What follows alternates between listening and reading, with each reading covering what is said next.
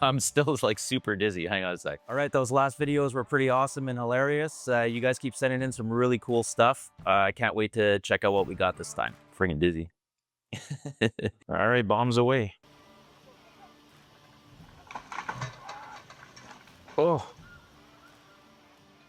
First of all, you should never leave that many branches on the piece that you're taking down, especially when you've left kind of an umbrella tree under you. So all those other branches that are under you, that piece is definitely going to get snagged when you're leaving all kinds of stuff kind of attached to it like that. And clearly, I guess it's hard to tell if they're using a porta wrap or not, but they must be. And then I guess the guy just didn't have like enough wraps, so he ended up taking the whole blunt of the weight.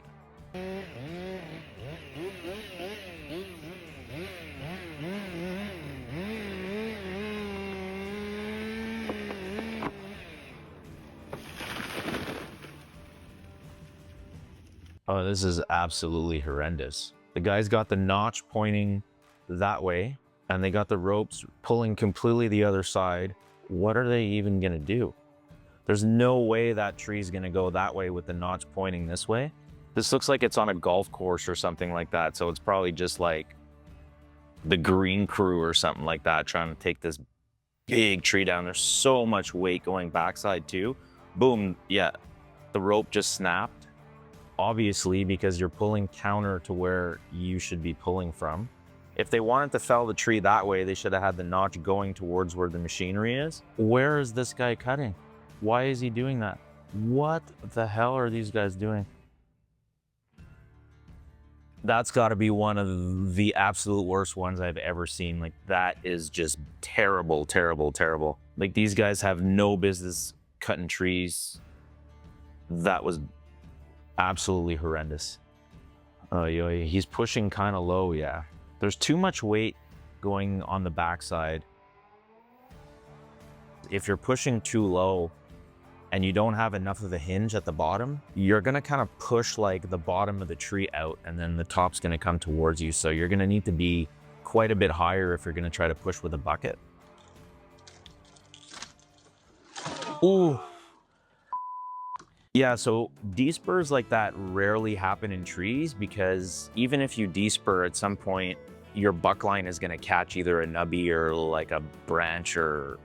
But when you're climbing up like a slick pole like that and you despur, you're gonna get a good little ride because your buck line is gonna have nothing that's gonna catch to keep you there. One of the first things that usually happens when you get a despur is your head's gonna hit the tree.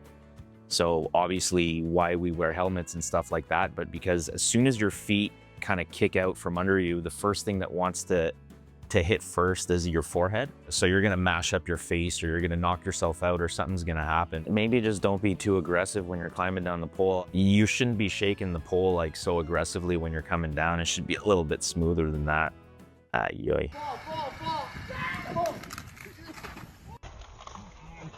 So 3 guys to pull like a 4-foot piece of wood. And again, I've talked about this before, when you're multiple guys on a line, the communication needs to be there, right? Like, you got to know which way this guy's going and that guy's going, so you're not all going the same way. But this guy eats it pretty good.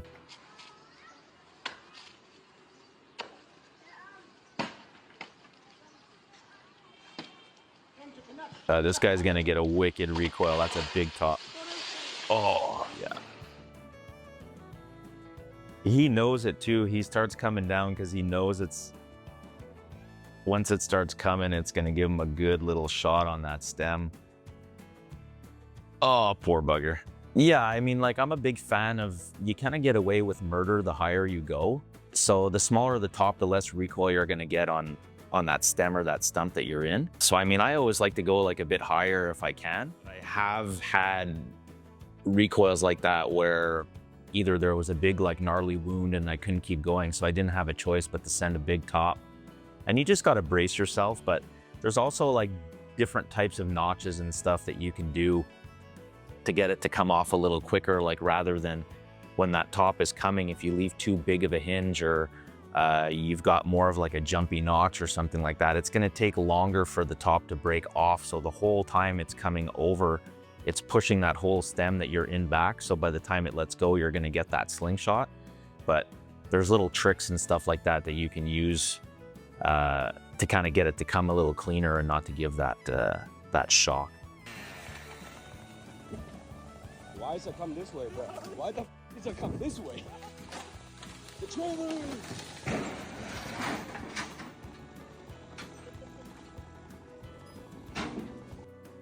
Yeah, so it looks like he took too much hinge off of one side, so it rolled on him. So yeah, it looks like one side still has hinge and then that other side has no hinge left, so it just totally twists on the poor bugger. Those trailers are tough though. But... Go on, son. Get it? Yeah, so that's just one of those things where, I mean, these guys don't know what they're doing, so you can't really blame them, but somebody who takes the time to kind of evaluate where the tension's coming from, you're gonna wanna be on the other side of the tree. This guy's lucky he didn't get more hurt than that. Oh, but I mean, it could have broke his leg.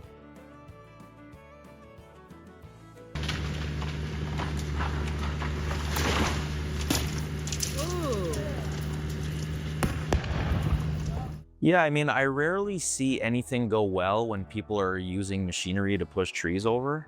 You just can't control stuff as much because those machines are so powerful. It's really hard to gauge how hard do I push and stuff like that. I'm more of a fan of like using a come along and having trees come over slow, and then you've got time to get wedges or do this and do that and evaluate what's going on. The come along is a tool that once you've got like the rope up in the tree, and then your rope goes off onto a come along. Like my come along's got about like a 3/8 thick steel cable, about 40 feet long. So you've got 40 feet that you can bring the tree over from one side to another. So even if it's leaning the other way, you can leave a nice big fat hinge, and then slowly and controlled, you can crank the come along that's tied off onto another tree. And then you've got your ground guy kind of cranking the come along. And I've literally brought trees over that were like 6 feet leaning this way, slowly brought them all the way back up. So that's kind of like the slow, kind of more controlled way of doing it, which is more my style a little bit, because it gives you so much more time. Again, that's just me. Lots of people that like to push stuff over with their buckets and stuff like that. I'm just not a big fan unless there's tons of room and you're just trying to like shove a tree into a field or something.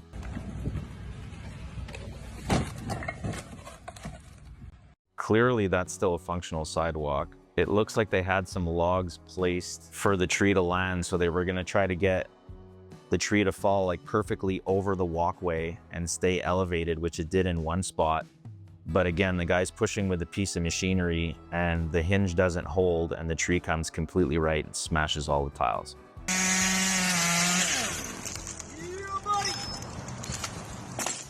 Whoa, whoa.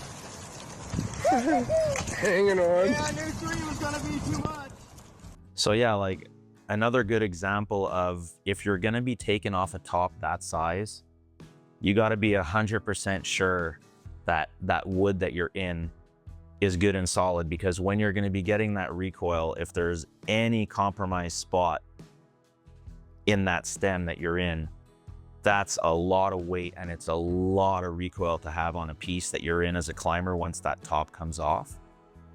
So you better be damn sure that it's not rotten at the base or something like that, because that's enough weight and enough recoil to maybe break the piece that you're in, and then you're going down with the piece that you're tied into. Hence why I like to go up and take smaller tops, but to each their own.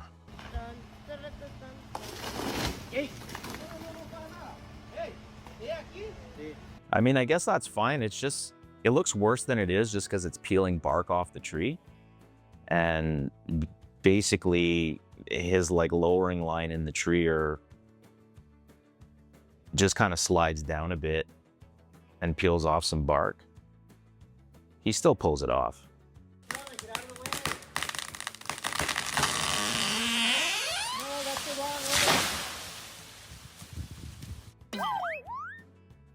Oh, the bike helmet is classic.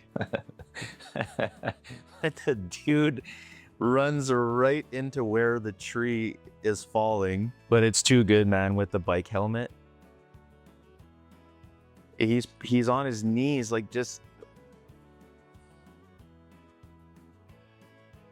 questionable behavior, man. Like when you see the trees falling here, don't run towards where it's gonna land.